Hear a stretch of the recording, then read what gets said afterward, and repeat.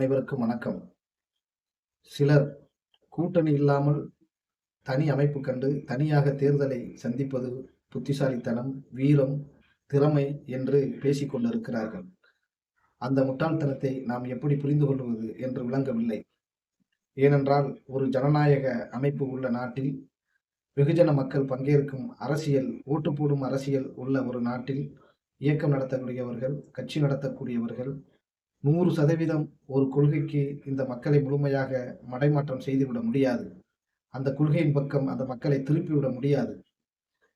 அதற்காகத்தான் பல்வேறு சிந்தனைகள், பல்வேறு எண்ணங்கள் உள்ள மக்கள் அவரவர்களுக்கு வாய்ப்பளிக்கின்ற கட்சிகளை தேர்ந்தெடுக்கிறார்கள் அல்லது புதிய கட்சிகளை உருவாக்கிக் கொள்ளுகிறார்கள். இப்படி பல்வேறு சிந்தனைகளை ஒருங்கிணைக்கப்பட்ட பூந்தோட்டத்திற்கு பெயர்தான் ஜனநாயகம், மக்களாட்சி, மக்களுக்கான கருத்து சுதந்திரம் உள்ள தேசம் என்பதாகும்.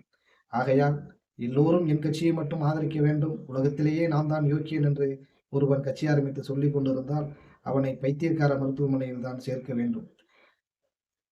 1000 கைகள் உயரட்டும், 1000 பூக்கள் மலரட்டும் என்று தோழர் மாவே சொன்னது மாதிரி 1000 கருத்துகள் இருந்தாலும் ஏதாவது ஒரு கருத்தில் ஒருங்கிணைக்கக்கூடிய ஒரு செயல் திட்டத்தை முன்வைத்து அதன் மூலமாக ஒட்டுமொத்த மக்களையும் அணிதிரட்ட வேண்டுமே ஒழிய, நான் சொல்லுகிற எல்லாத்தையும் நீனும் கேட்க வேண்டும், அது மட்டுமே உனக்கு அளிக்கப்பட்ட ஒரே வாய்ப்பு என்று பேசிக்கொண்டு கூட்டணிக்கு போக மாட்டேன், கூட்டணி சேருவது பிழை, தனியா நிற்பது வீரம், அதுதான் மானம், ரோசம், அதுதான் தனித்தன்மை என்று பீத்திக் கொண்டிருந்தால் ஜனநாயகத்திற்கு விரோதமான சர்வதிகார சிந்தனை உள்ள ஒரு தற்குறிதான் அப்படி பேசுவான்.